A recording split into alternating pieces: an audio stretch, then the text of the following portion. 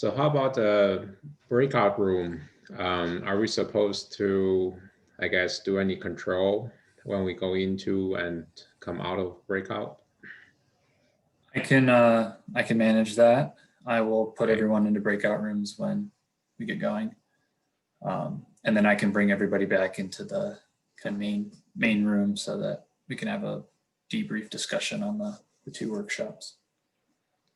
But I'm going to put each of us into one room, assuming we get some more folks showing up.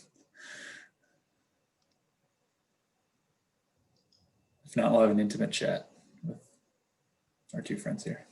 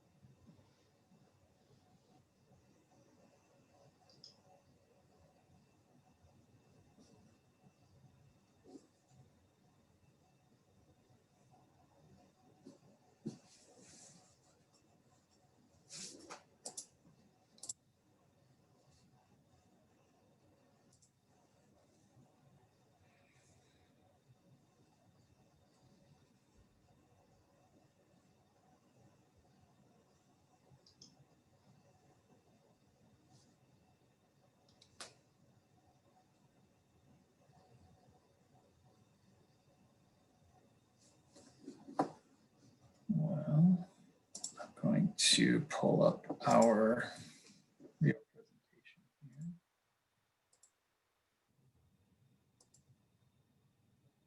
So that folks know where they are. Share screen.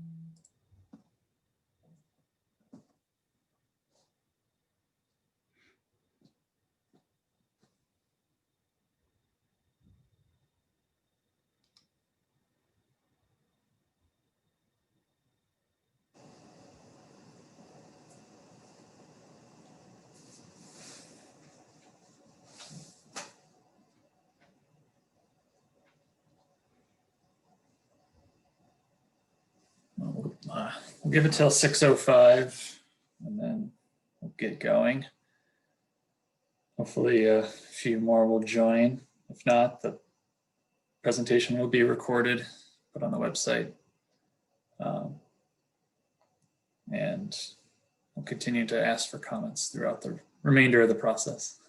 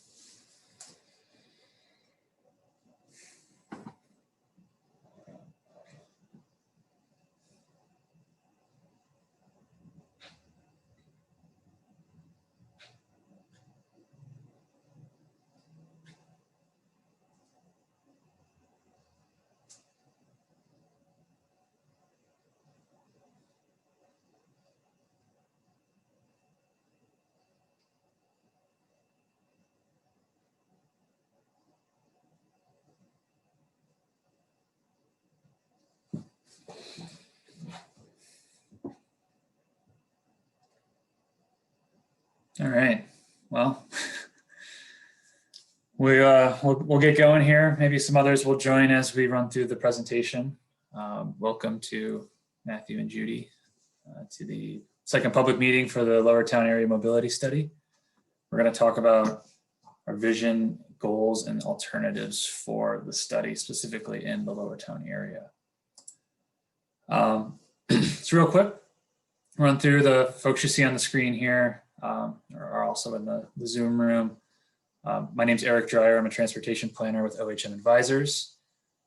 We have a few others on the team. I'll go around and let them introduce themselves. So I'll turn it over to you, Lauren. Thanks, Eric. Hi, everybody. My name is Lauren. I lead engagement on the project. Thanks. And how about Steve? Greetings, my name is Steve Deering, and I'm functioning as the traffic engineer for this project. How about Luke? Hi, Luke Liu from the city.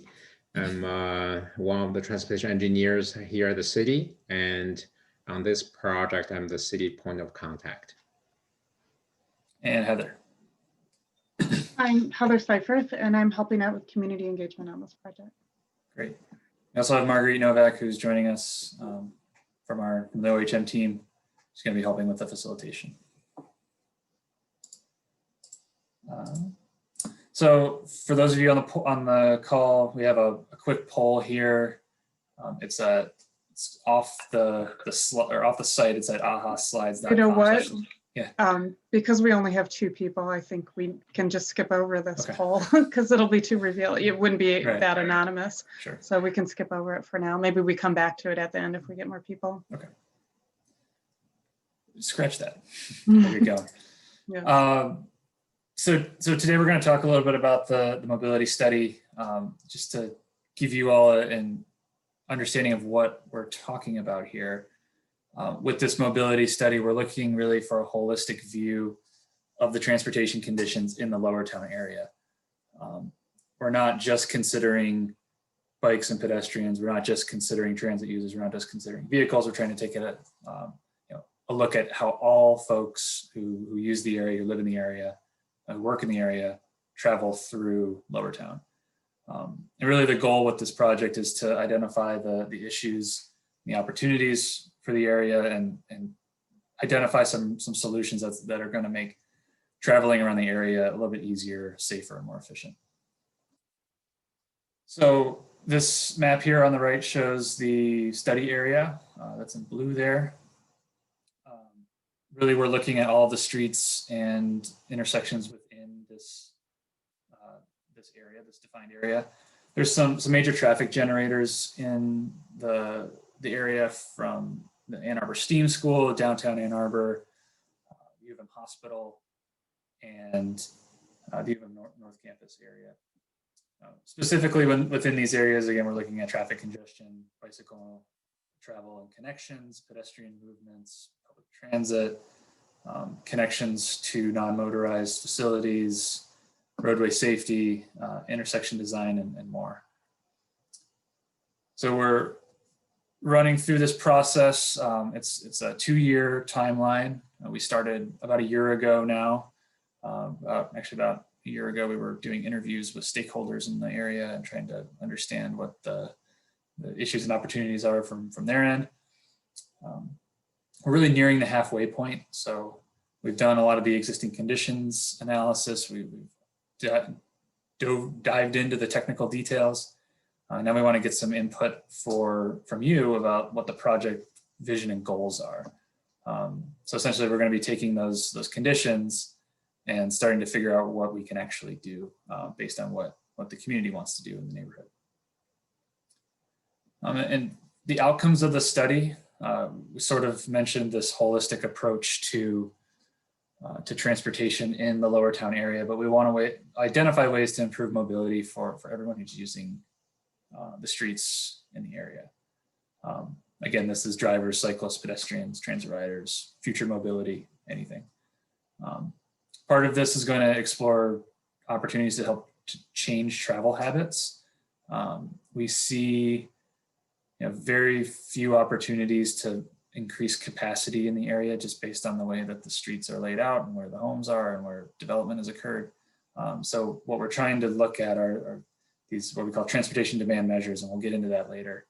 But trying to change everybody from driving every single trip to maybe driving half the time and taking an additional mode or switching up your time of commute to better or to reduce some demand on the system.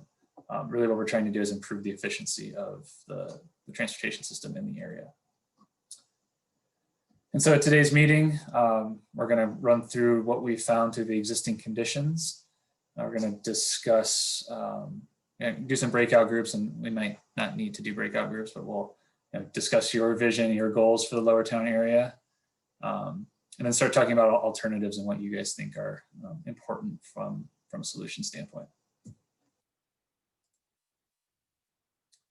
So I'm going to give the next few slides to Lauren. She's going to talk about our public engagement that we've done so far, and come back to some Thanks, technical details. Eric. So as far as public engagement, we've used a few different kinds of opportunities for people to express their opinions.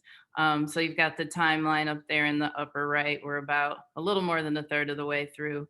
And because of COVID, we had to do everything virtually for this year. So we've had a couple of virtual office hours that we've done with different topics.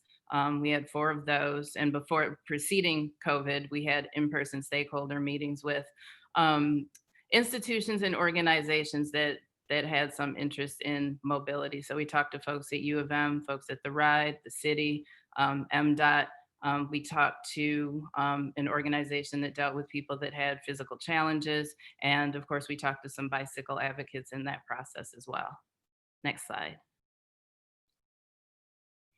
So some of what we heard from the stakeholders that we talked to, so there are gaps in non-motorized facilities. So say you're on a bike and you want to take the bus, there are gaps between where the bike trail ends and where the bus stop might be. So a lack of connectivity between those different kinds of modes. Few businesses that you can walk between, growing population causing traffic congestion, that peak hour congestion from all the commuters in the area. Inadequate frequency with the public transportation. There were some safety issues that discourage people from walking or biking. The parking at the new development doesn't really account for all of the people that the new developments bring, and there are limited crossing opportunities over the Huron River.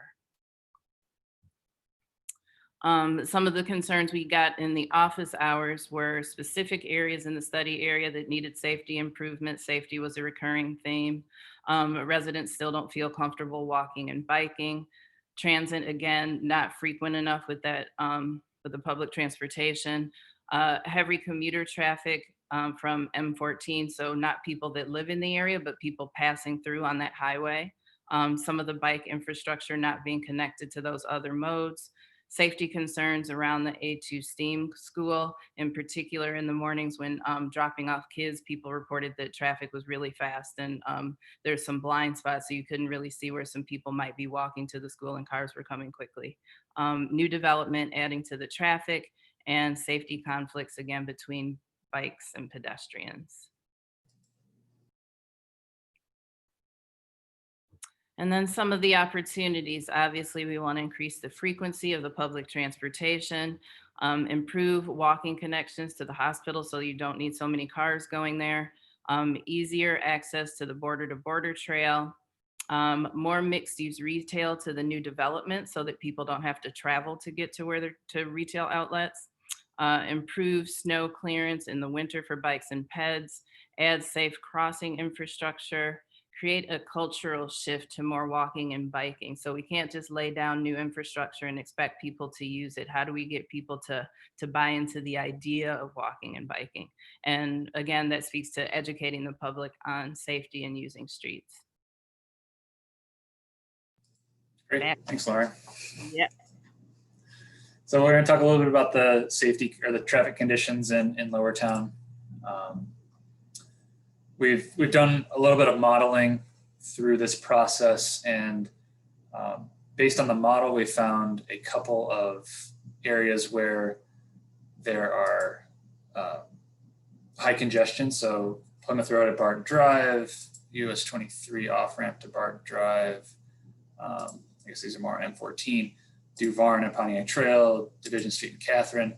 These are only the intersections that came out as congested in the model. Based on our observation from walking through the study area, we spent a couple days last year before COVID hit and traffic was at its normal peak, understanding the safety concerns, and we'll get into that in a bit. But I think everybody kind of understands that there's some congestion issues at Broadway, Maiden Lane, Pontiac Trail intersection, at Fuller Road and Maiden Lane, and at Pontiac Trail and Barton Drive. And these are kind of the 3 others that didn't come out so much in the model, but based on general observations and what we've heard from the community, these also need to have some recommendations or need to be looked at. Also through the travel model, we've kind of understand where people are coming from. We've just found that 55% of all of the trips along the lower town area roads are actually going through the area. They're not starting or ending in Lower Town. We know that 21% of the trips are coming to Lower Town from places outside of Ann Arbor and around Ann Arbor, so outside of the neighborhood. And then 20% of those trips are traveling from Lower Town to other districts in the area. So really what we've kind of learned is that people don't live and work in Lower Town. It's become a destination for folks all around, and not everyone works there or goes to the businesses that are in the area. Only 4% of the trips are kind of completely contained within that blue study area line that we showed earlier.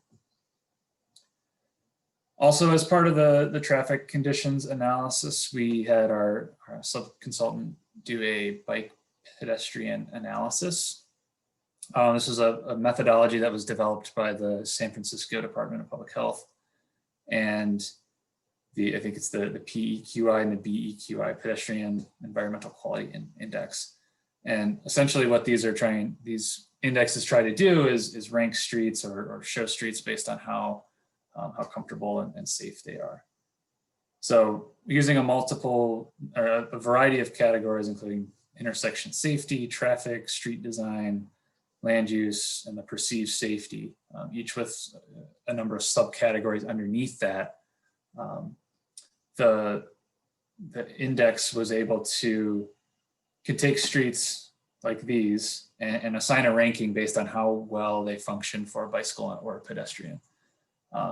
The dark green 80, the scale goes from 100 to 0, 80 to 100 would be kind of the ideal bicycle and pedestrian street, all the way down to 0, which is kind of unsuitable for anybody. So there's some examples of this in the Lower Town area. Starting from the bottom, we have Pontiac Trail at Duvarin, and that's so not very many sidewalks, maybe a small sidewalk here, and a fast moving street, low sight lines. And then as we go up, you can kind of see there's additional infrastructure at Barton Drive and Plymouth Road. Each one gets a little bit more friendly, has more infrastructure for bikes and pedestrians. The roadway may be slightly less, may feel slightly safer, and there's more opportunities to cross. So when we look at the pedestrian score here, the red streets are again the lowest. The green, yellow, orange, yellow, green kind of go up the scale. A lot of the roads in the Lower Town area are kind of on the lower end of being comfortable for pedestrians to use, specifically Plymouth Road and some of the others. As we look at the bicycling index, things are a little bit better. Pontiac Trail kind of comes out as a high scoring street. Barton Drive, part of Barton Drive is, but most of the bicycling index kind of sits in that middle portion there. I'm going to turn it over to Steve Deering as we talk a little bit about safety, and then we'll get into some workshops.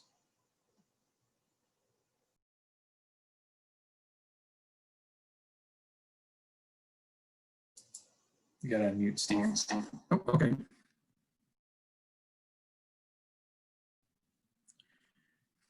There we go. Okay, thank you.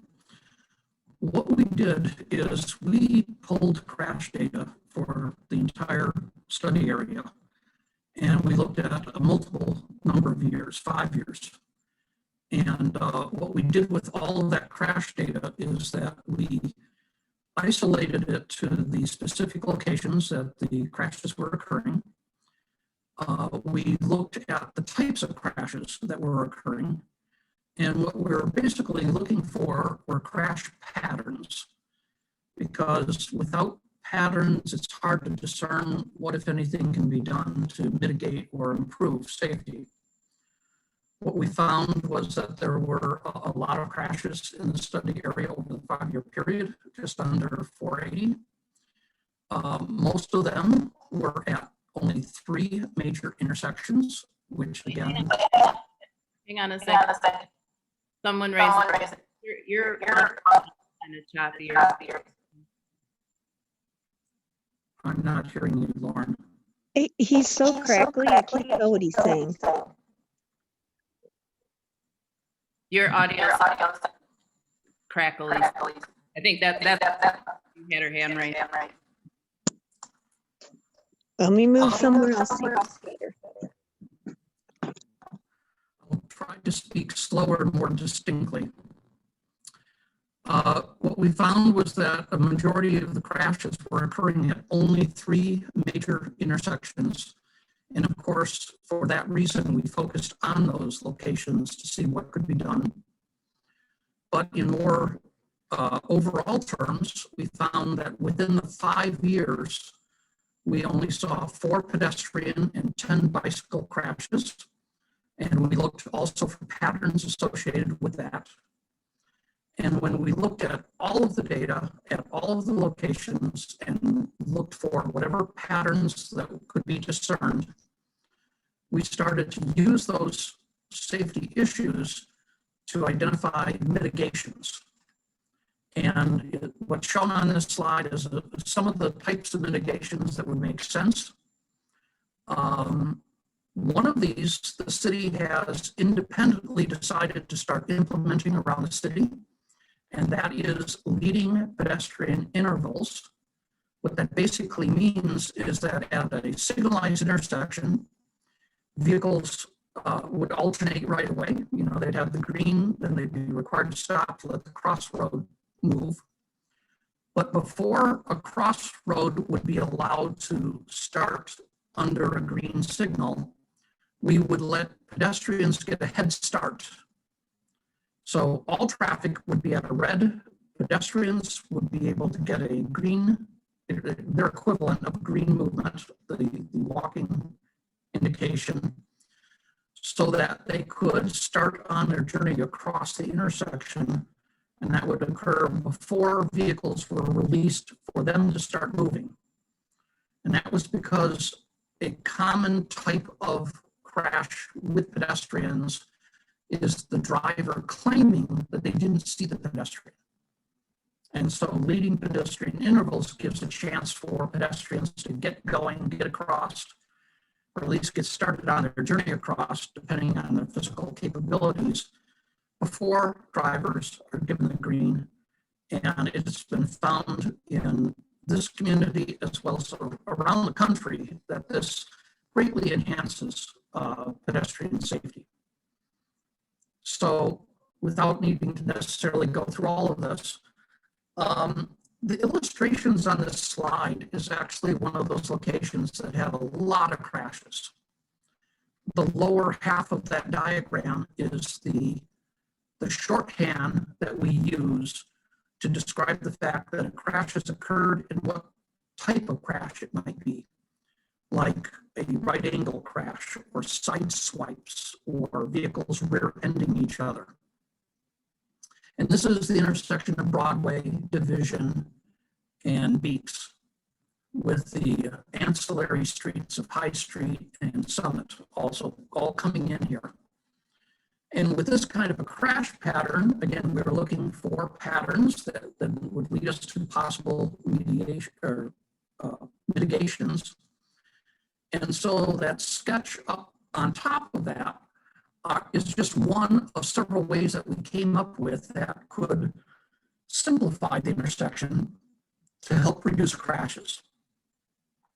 So for these crash locations, we would come up with at least one, if not several different alternatives that the city could then consider after the study is completed to figure out which one they believe would be the most reasonable to implement as a way of trying to improve safety at that location. And I don't believe I have a second slide, do I? So it's time to, Eric, did you want me to cover this also? Sure. Okay. Not completely divorced from the safety study, but kind of on a parallel track, was the fact that the city wanted us to particularly look at pedestrian crossings at what were called uncontrolled intersections. And by this, we mean locations that do not have a traffic signal. The vehicles might be under a stop control or something like that, but it's not a signalized intersection. And the city has adopted standard treatments for pedestrian crossings that are all based on this document, NCHRP 562, Improving Pedestrian Safety at Unsignalized Crossings. Within that context, there are certain standard treatments of how you can provide pavement markings and signing for pedestrian crossings. And there's actually 3 standards. There's, for example, just a standard treatment, there's a standard plus, and there's a heightened improvement type consideration. So what we did is we looked at pretty much all of the non-controlled, non-signal controlled pedestrian crossings in the study area. And we compared those characteristics at those individual locations to the criteria that the city has established. And so we looked at a total of 31 locations. We saw that there was one that merited a standard plus treatment, and it did in fact have that in place.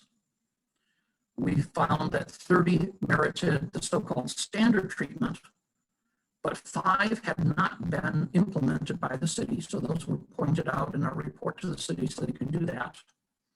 And we also identified 4 new locations that should be considered for improvements to pedestrian crossings in terms of markings and signs.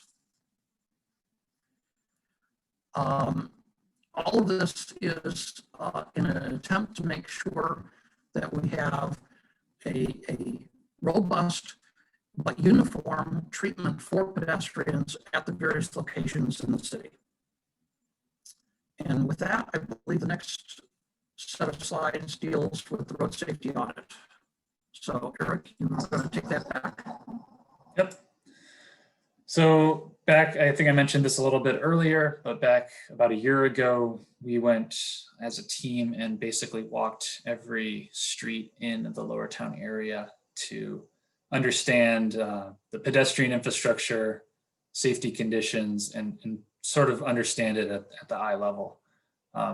So there's a whole set of audit material that we looked at. We took notes, we took tons of photos, but the idea was to understand how safe the pedestrian infrastructure was, where traffic congestion was building up, how speed and speed management could be obtained through some changes, the condition of bicycle infrastructure, where it was contiguous and not, how traffic control devices were, like stoplights and stop signs, were, where they were located throughout the area, and pavement conditions. And what we were able to do is come up with a large report that details all of the potential safety issues in the Lower Town area, and starts to come up with some alternatives for improving safety and congestion in the area. So these are some of the hard infrastructure pieces that could be implemented, and are sometimes as simple as just connecting a sidewalk to another. As we go along farther in the presentation, we'll kind of share some of those. But this was a really great opportunity for our team to really understand what was going on in the area, and spend kind of a deep dive into the conditions there. I guess at the same time that, well, this is just getting wrapped up now, but the comprehensive transportation plan is happening. We wanted to basically show this and let you all know that the values and goals that have been recommended as part of this document, so safety, mobility, accessibility for all users, healthy people and sustainable places and regional connectivity are kind of the same values and goals that we're considering when we look at options for this study. Obviously, they're not all going to be the same projects, but these overarching values and goals are kind of what's driving the recommendations that we're going to plan to come up with over the next couple months. So since we only have 2 people, we don't need to break out into groups. So I'm going to, we're gonna have two discussion opportunities here. First, we'll spend about 15 minutes talking about some of the issues and goals you have for the Lower Town area. We want to talk about what you see on a daily basis that could be improved. Are there opportunities to improve that? What do you want to see from future projects? Kind of what you've been thinking overall. And then as we're going to talk a little bit about alternatives. I'm going to run through some of the things that we've come up with already and are thinking about, and then want to get your opinions on what makes the most sense. If you have ideas on how to fix issues in the community or along these corridors, and then we'll wrap it up. But since there's only we don't need to do the breakout group, so we'll just take you guys off of mute and feel free to ask questions. Hey, Eric, can I jump in there real quick? Yes, please. Hey, Judy and Matt, since you're the only 2 people here, and we really want to, do better at our engagement and try to understand what gets people to show up and maybe what's not working out. So can you say like where you heard about the meeting and then what brought you here? What concern that has to do with mobility made you come? And I saw Judy on mute first, so I guess Judy, go first. I believe I got an email from the city about it. I don't honestly remember.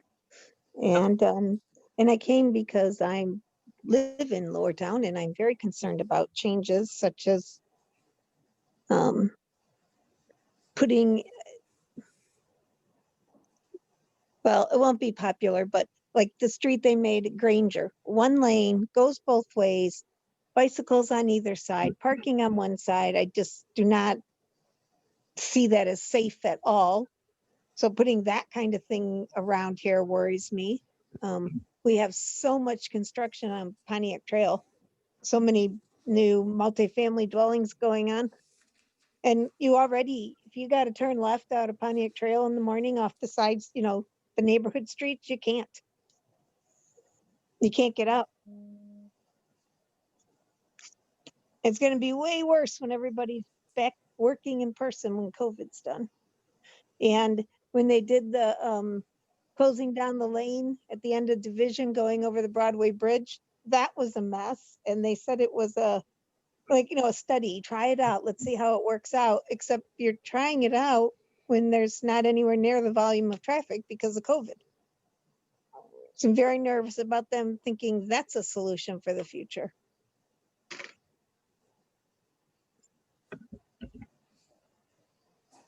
Thanks, Judy. Okay. We'll be right back to you. Matthew, can you tell us, where did you hear about the meeting? And then what was your main concern that brought you here? Well, can you hear me? Yes, perfectly. Oh, good. I didn't know I had a microphone. Can't see you though. It'd be great if you guys could reveal yourselves. I don't have a webcam on right now. I have you on the big screen, so I don't have a webcam on that. Okay. I guess I'm here because I bike and I have a bike, and I moved here about 1.5 years ago, and one of the things I love about Ann Arbor is its bike infrastructure compared to the rest of the cities in the United States. So I don't have a car, and I bike, and I've kind of gotten into understanding kind of other metropolitan areas that have good bike infrastructure, like the Netherlands and so forth. And so I just want to plug into the community here that's thinking about these things. And so I was just overwhelmed to see that not only is Ann Arbor thinking about this, but Lower Town, we got this like this study. It's just I've been tweeting about it. It's fantastic. So thank you guys for doing this. Thanks, Matt. Do we want to get to the specific questions? Yeah, let's we hit on it a little bit, I think, with Judy's comments, but let's talk about what you see as specifically in Lower Town, what the issues are, transportation issues. And either one of you guys can chime in first. Well, I think this is Matt. I would suggest that both of us are new to this kind of world, and maybe it might be useful to kind of take a step back and go up to 10, 20, 30,000 feet and talk about the overall plan, like what's Ann Arbor thinking, and then how do we fit into that? Because I'm really not familiar with kind of the overall plan. I think that'd be helpful in discussing more specific things. Luke or Heather, do you have a sense of kind of the general overview of the comprehensive transportation plan that you can give a summary of? I can probably take a shot at that. Tying back to travel, the Lower Town area is really interesting. Because take the general organization of the city, you kind of have this this ring of freeway around the city. It's not a complete ring. There's a break on the west side of the city. And then from each of the interchange, freeway traffic would access a city core via several major commuting corridors. So at least when I came over to the city to spend more time on it, the first impression for me is, wow, we're really dealing with a set number of access points. So including freeway access points and also arterial roads like Pontiac Trail. We're talking about around 22 or somewhere between 22 and 25 locations where citizens can travel in and outside of the city. And Lower Town has a unique combination of several kinds. So Pontiac Trail, it links the city to Ann Arbor Township to the north. Even for commuters traveling a longer distance, people have choices of using freeway to get to the city, or drive arterials like Pontiac Trail to get to the city. Then we also have Barton Drive interchange. That's one connection.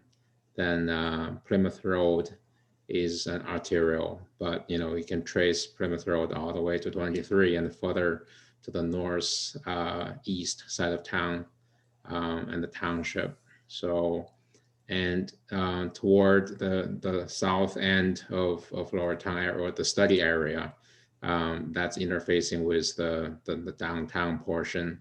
So it's pretty unique in terms of connectivity.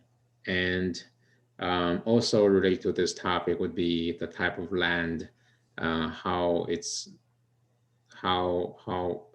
what types of use do we see right now, and what are the potential future growth in this area, and compare that to other similar wards in the city. So Pontiac Trail has a lot of residential areas, single family houses, neighborhoods, condominiums, and even with the newer development, other types with higher densities are starting to appear along this corridor. So that's one area of uniqueness. We don't really have a whole lot of, relatively speaking, we don't have too much business in the area. There are shops and business in the core of Lower Town, But in the general study area, we can say, relatively speaking, we don't have too much of that, which may trigger the need for residents to travel longer distance to get the service, the community service they need. So yeah, that's something really from a high level that we can talk about. I guess we'll open up to anybody who wants to chime in on this. Well, maybe if we go back to the slide with the master plan goals, the new transportation. Oh, you just missed There we it. go. There you go. Just to show that again, to show you where the overall kind of values are being directed in our city. And this comprehensive plan has not been adopted yet, but it's near completion of being written, and it'll go before City Council soon.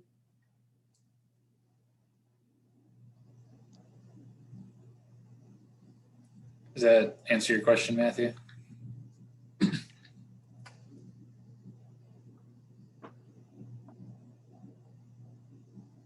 If you're talking, you're still muted, Matt. No. Hey, Heather, are there ways that people can still plug into that process, or is it already too far along? Yeah, certainly. Yeah, it's kind of in the review process.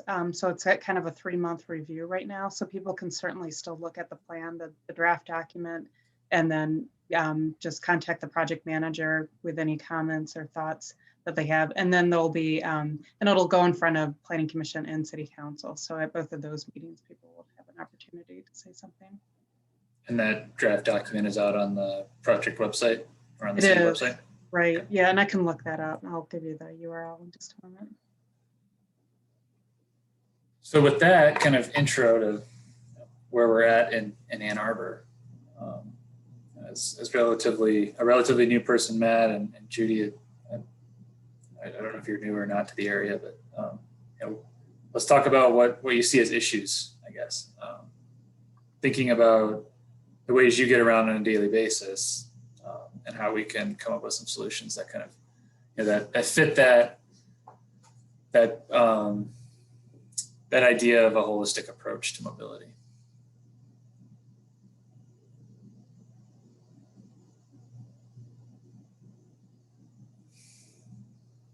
Whoa, whoa, whoa, not all at once.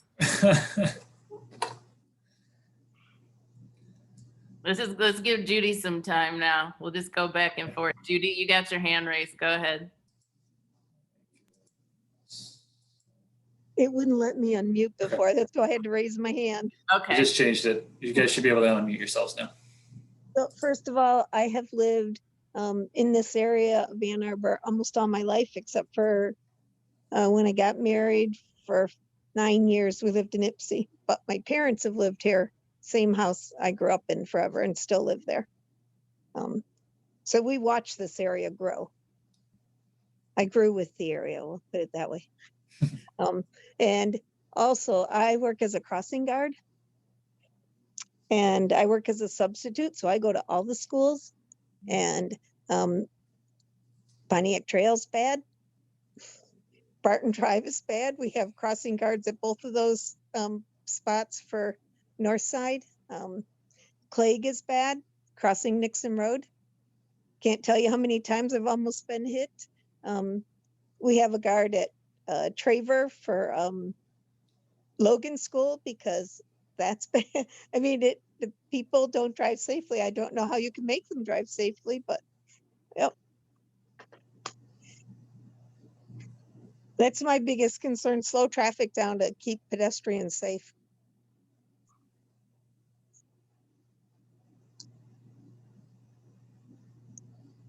Great, thanks for that. I'd echo that. I mean, I think we can find some agreement there. I was a little disappointed with the Barton project there. I mean, there's no bike lane, things protected. There's no like traffic calming strategy employed there. I mean, that was a little disappointing to see. I mean, it's nice that we have that path, that boardwalk along the Huron River. I mean, that's great. But it's, I don't know.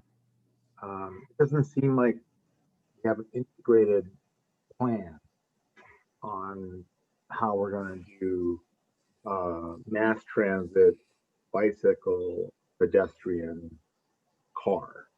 You know, so now I'm new here, so I don't have any background. So if you guys have already all talked about this, and I'm coming off like a crazy old man. We'll take you however you come. Thank you. So they did put in a bike lane on Barton. Oh, and I'm sorry. The other thing I wanted to mention there is that, you know, I don't know if you all are familiar with, or if I'm just only looking at a couple of studies, but the idea that the strip of paint protected bike lane, not protected, but the bike lanes that are not protected with just paint are actually more dangerous than clear the road sort of signage, where you don't have a bike lane that is separated by a strip of paint.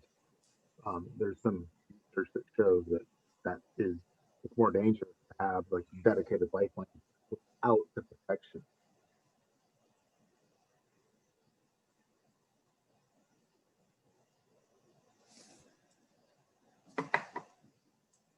I think I missed some of what you said. Did you say that it's more dangerous to have a bike lane without the protection? Yeah. And just paint, yeah. Well, but more specifically, like I've seen a couple studies that show that two things. So having a bike lane that is just has a strip of paint versus streets that have the share the road sort of aspect where there's no dedicated bike lane. Those types of situations are safer than if you have a bike lane that is separated by just a strip of paint. Does that make sense? Mm-hmm.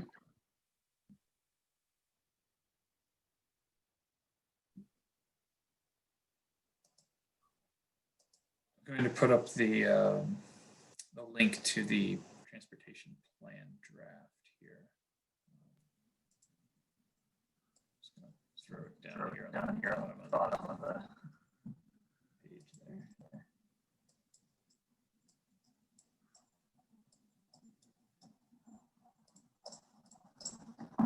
And I would guess that if you Google moving together forward towards Vision Zero Ann Arbor, it would come up.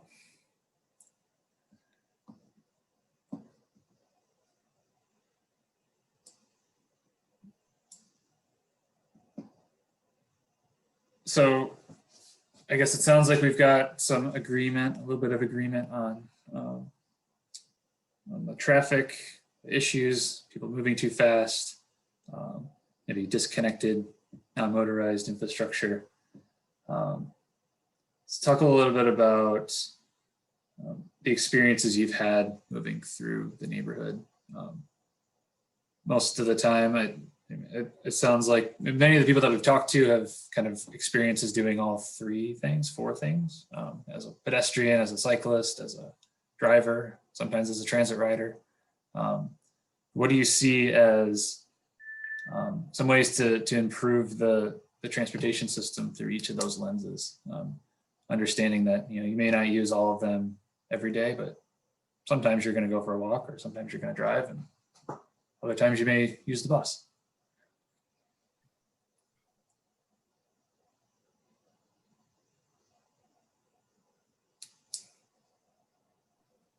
Wait, was there a question in there, Eric? What'd you ask?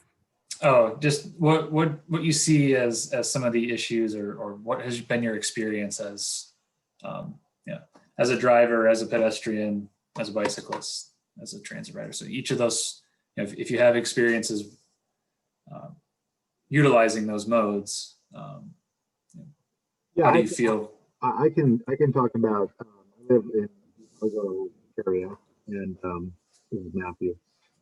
And And so my grocery options are the People's Co-op, which is great. But if you go up Plymouth, I don't, it's like 50-50 if I can like take back a dozen eggs without breaking up. Just, I mean, the trail is so bumpy and like coming back, like just the road. And I know this is probably an old, I'm sure everybody's been talking about this for a while, but literally how bumpy the roads are. Trying to like, I have a cargo bike, trying to transport things.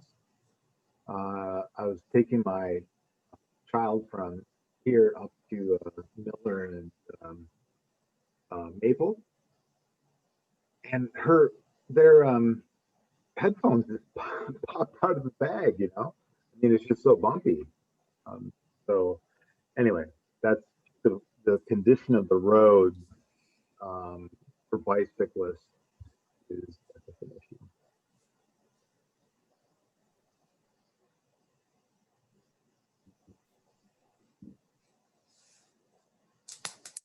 And are you a year-round bicyclist, Matthew?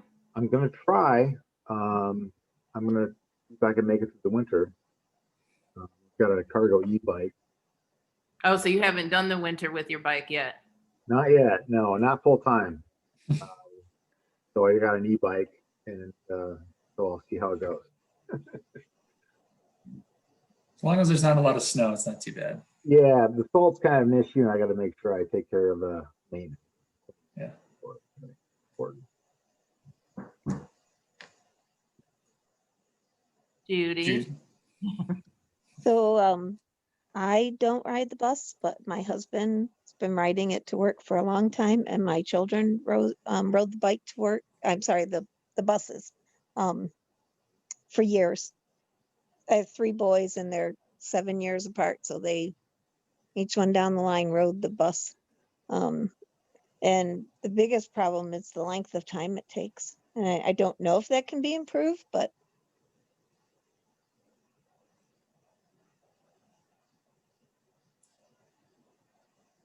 That's the one thing that did we lose you? no. Okay, yeah, that's one thing that we're gonna try to figure out. We did talk to AAA TA. They have ideas for trying to improve some of the travel time into the more dense areas where there's a lot of stops, a lot of traffic, a lot of things that slow buses down. Part of that comes down to money. Judy, any particular route that was extra slow? No, they get on the bus in Pontiac Trail and go into downtown, go out toward Ellsworth, just all different places. Worked over in Maple Miller area, just different places. I'd like to ask another follow-up question on that. Is this more about the density of service, meaning is the wait time for bus too long, or is the design of the bus route not too long or not convenient enough so that the riding time is too long, or both? Well, part of the thing, when it was really cold, the bus might get there early, so you have to be there early, but they might get there late. So you might be waiting in the really cold weather, 20 or 25 minutes, because you got to be early in case they're early, but they might come late. I mean, the waiting for the bus time sometimes is a problem. And then sometimes just the getting through traffic, getting from where it, spot A to spot B sometimes was just long. And like I said, I realize there might be nothing to do about that, but might be why a lot of people don't ride the bus.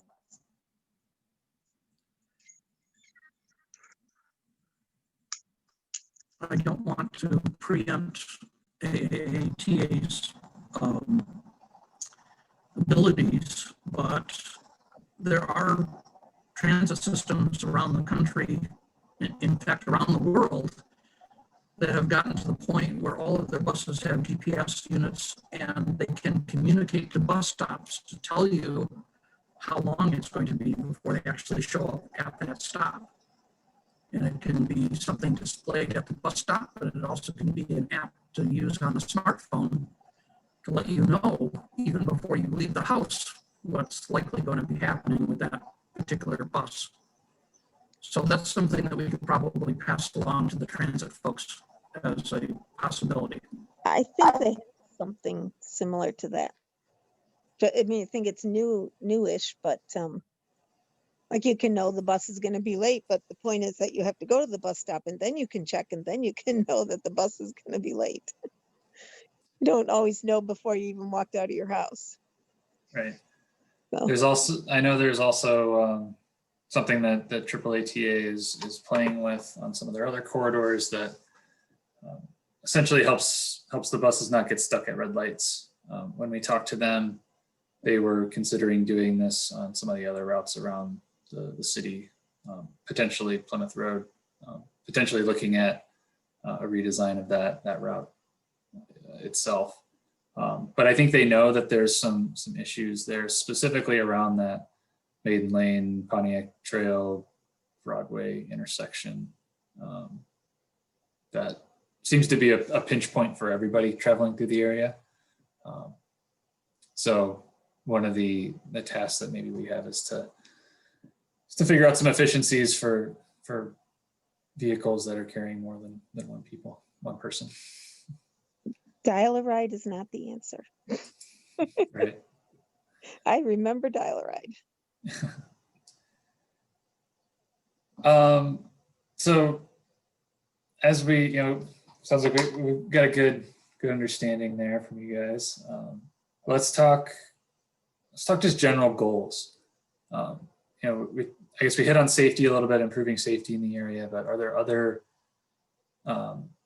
goals that you have for this project and for specifically Lower Town and improving, as we come up with recommendations, what are your main things that we should be focusing on kind of from a high level, whether that's safety or travel time or whatever it may be?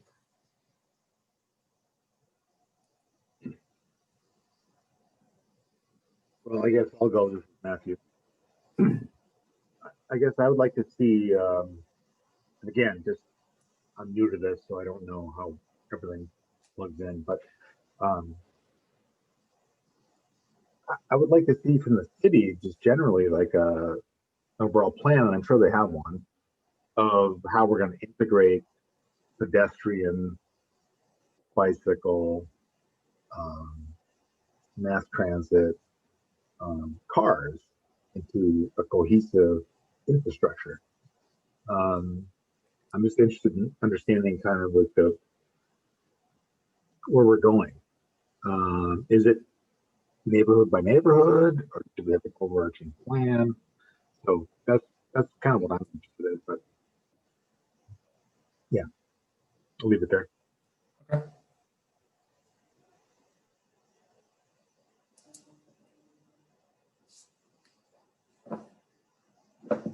Let's go to you, Judy. I don't have anything to say. Okay. Well, we'll continue on here. We've got a few more slides we're going to talk through. So we kind of went through that since we don't have any groups. Through this process so far, we've been able to come up with a few alternatives that would help improve safety and travel through the Lower Town area. The first set being part of that road safety audit that I talked about earlier. Like I said, we went through the whole neighborhood and tried to figure out and identify the areas that specific improvements were needed. So these are things ranging from intersection changes that could be adding turn lanes or new signals, improving lighting in certain areas, as the street lights, connecting the non-motorized infrastructure better or adding additional infrastructure, improving transit, which we've talked about a little bit from your guys' experience. This also includes things like stops and stations and infrastructure related to the waiting areas. finding ways to reduce speed and manage speed so that folks are going, drivers are going the correct speed. And identifying areas where ADA access is lacking. So people who have disabilities or individuals with disabilities should be able to travel this area just as easily as the rest of those with without disabilities. So these are some options here. They're not all of them. They're not all final, but we've quickly laid out some potential improvements that could be integrated into this plan. The first here being a sidewalk addition, kind of connecting the parking area to the Argo Pond area. This option in the top center, showing a redirection of traffic to make the area around in between Fuller Road and Broadway move a little bit better. Connecting what we call desire lines, where pedestrians are walking across grass and you can see where they're walking and there's not a sidewalk already. Some more specific improvements are here at Pontiac Trail and Swift, where there's kind of that weird 5-way intersection that seems to be confusing to everybody who uses it. And then adding a roundabout, potentially adding a roundabout in the same spot. So there's two different options there that could help improve traffic and operations through this intersection. And then we just noticed some other things here, like this bus stop and how there's parking on one spot and a bus stop, but there's not enough room for both really. So kind of trying to find those areas where those improvements could be made. We mentioned transportation demand management earlier as well. These are kind of more, I'll call them softer strategies. So they're not directly infrastructure improvements. They're more strategies on how to redistribute the demand through the area. Part of this is through improving non-motorized conditions so that folks feel comfortable and want to ride their bike or want to walk to their destination.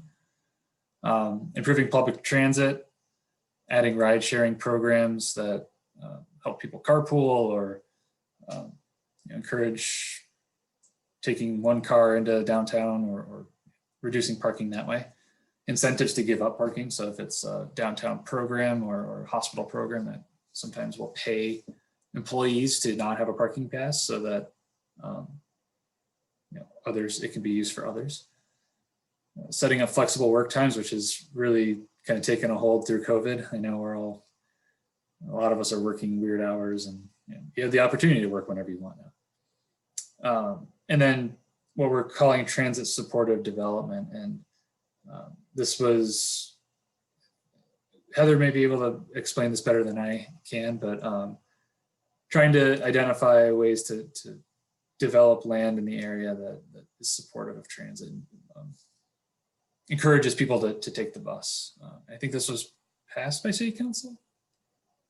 It was recently on Monday, to pursue this. So it's looking at specific corridors and directing development to those corridors where there are transit lines so that there's more density around where buses are traveling and where there are bus stops. Right, so the goal is to make it easy for people who live in those developments to take the bus to where they need to go rather than having to drive everywhere. And through our office hours that we've been having over the last month and a half, we heard a lot of good ideas from the community, both small scale stuff that could be at specific intersections to kind of larger citywide programs that could be implemented. We heard some specific areas along Pontiac Trail to add the rapid rectangular flashing beacons. This is what you see here on the screen. They allow folks to cross at the mid-block and make it safer, alerts vehicles that people will be crossing. This also kind of ties into the idea of speed management along Pontiac Trail. I know people speed down the street and causes unsafe conditions for those on bikes and those walking. We heard this idea of a seamless connection from Broadway to the border trail. I think right now you can have to cross over the bridge and go down some stairs, and it can be tough for someone on a bike if you wanted to just hop directly off your bike route and get onto the trail. Some of the green bike lane paint in the neighborhood is slippery at times, and that was sort of a short-term improvement that could come out of this study, is taking a look at that. And then kind of overall larger scale projects of educating drivers and pedestrians on how to safely cross the street and safely stop for pedestrians who are crossing the street. We heard the idea of park and ride locations. I know there's a few around Ann Arbor right now, but enhancing that program to allow people who are coming in from out of town to park for free and take a shuttle into their final destination or place of employment that reduces the number of vehicles that are coming through the area. So those are some high level ideas we've had so far. Wanted to get your opinions and thoughts on what you think about those, and do you have any other specific ideas that we can take a look at through this process?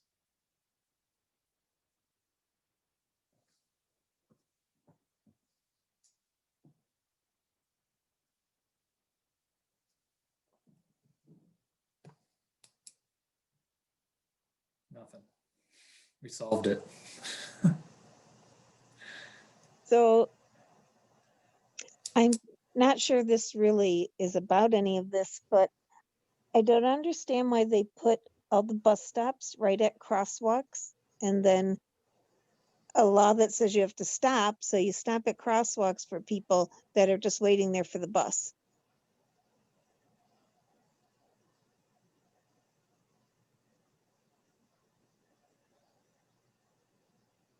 And Luke, there's is that something- several like that. For example, the one on Pontiac Trail where we cross the kids to cross from North Side School, the bus stop's right there too. And so you don't know, is that person crossing or that person waiting for the bus? I think that sounds like it might be a design flaw that, I don't know, Steve, you have a thought on that? Well, you know, to some extent, the pedestrian crossings are coming in.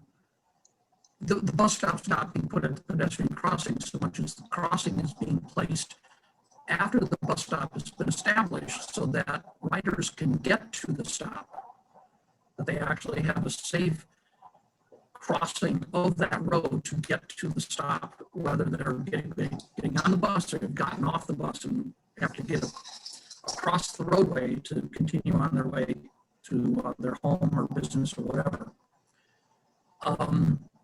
So the transit folks are trying to be strategic on where they put the bus stops to make sure they're serving the public. But there's a recognition that the bus stop is not necessarily on the side of the road where you live or work, and you need to have a safe method and means of getting there. So you're right, there might be a little bit of a confusion with the bus stopping or with people waiting. Are they waiting for the bus or waiting to cross the road? But that's pretty much why for most stop locations on the transit system, you're going to see a pet crossing either there or relatively close.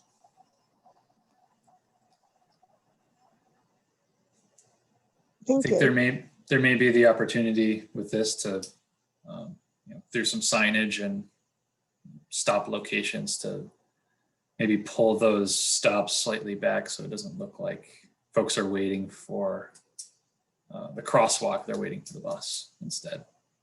That's a good point.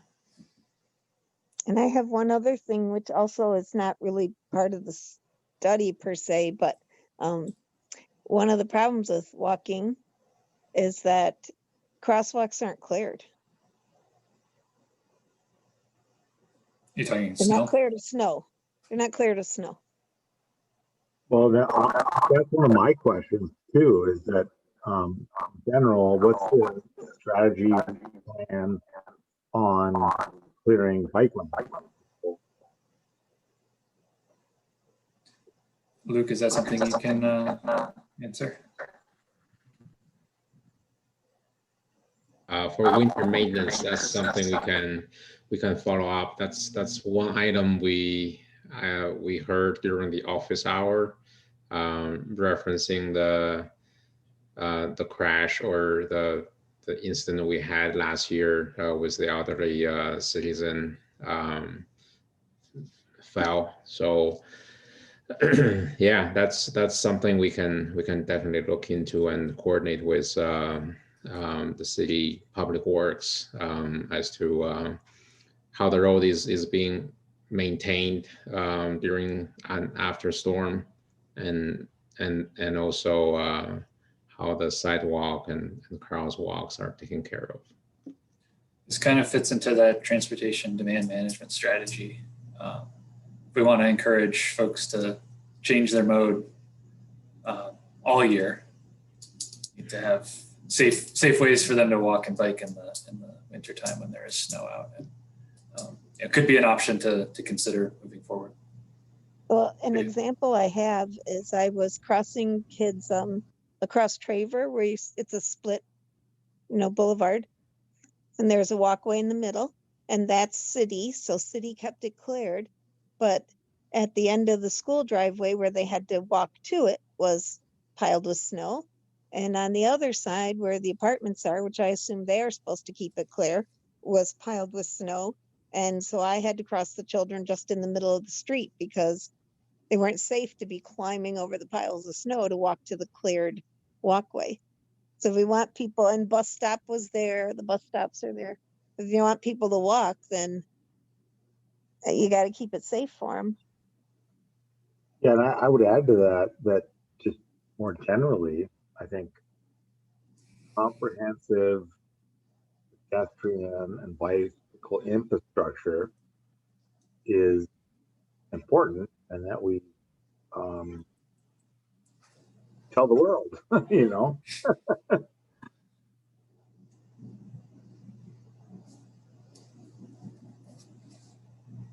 Okay. Other thoughts on what could be improved in the area?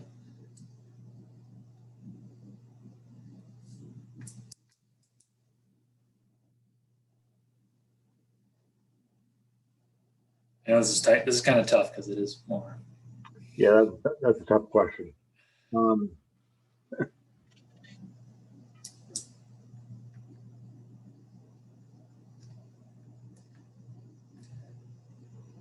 Over by my house, it's a hard thing because you can't widen Plymouth Road and you can't widen Barton Drive. So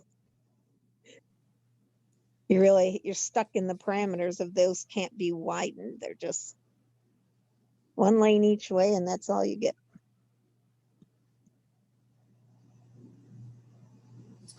Yeah, that's the challenge with this project. Yeah. Well,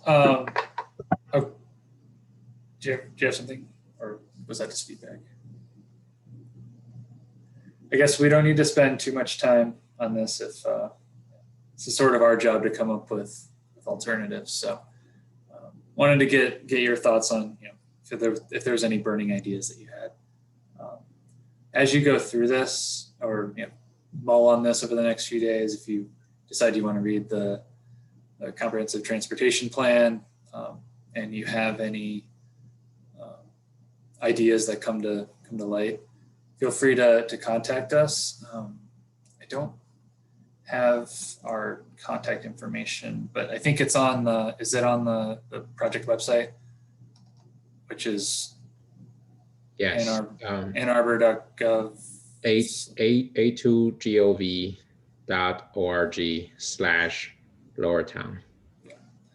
So you can find, I think, Luke's contact information there, and if there's any comments or thoughts you may have about alternatives, feel free to send them along.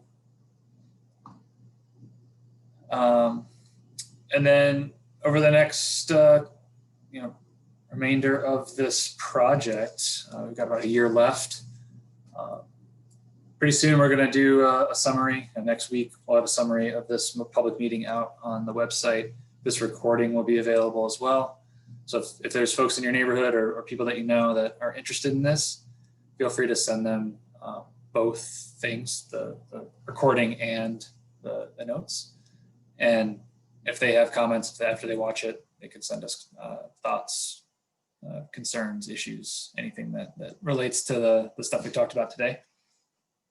Over the next few months, we're going to start coming up with some more alternatives, refining those down, and then doing an analysis on those alternatives based on the existing conditions data that we have. We want to root this identification of new solutions and some data, make sure that we're picking the right projects.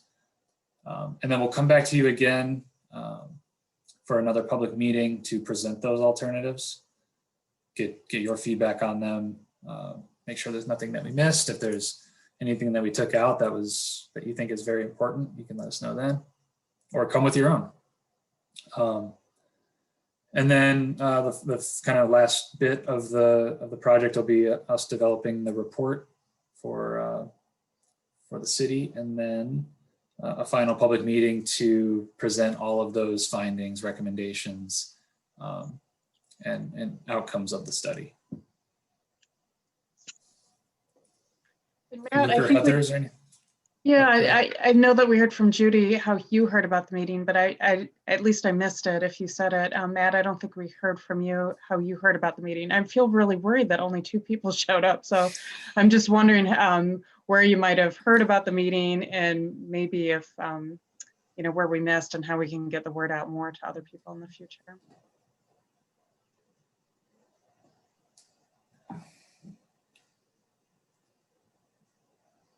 So I just remembered I saw it on Nextdoor. That's where I heard about it. Okay. That's Somebody good. posted it on Nextdoor. Okay. Matthew, do you recall where you heard about the meeting?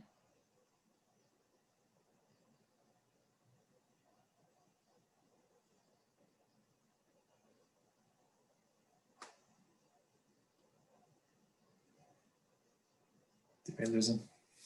Maybe, yeah.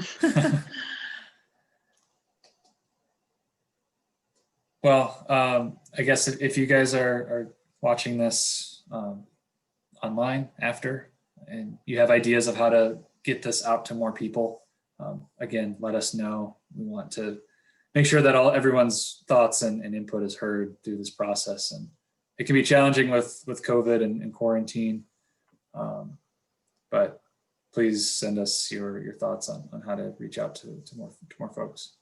Matthew, looks like you're off mute. Do you want to say something? No, I just I had stepped away for a moment. Okay. I just saw the report. We were asking, we didn't catch where you heard about the meeting from. Next door, I think, actually. Okay, Yeah. So great. I just want to say the fact that this is happening is just amazing. Thank you so much for doing that. Great. You're welcome. Yeah. Okay, if there's anything else, let us know. Otherwise, we'll wrap up for the evening and let you get back to your Thursday night. Thank you, everyone. Thank you. We Okay, really thanks for appreciate you joining. taking the time Thank out. you. Bye, guys. Bye. Bye.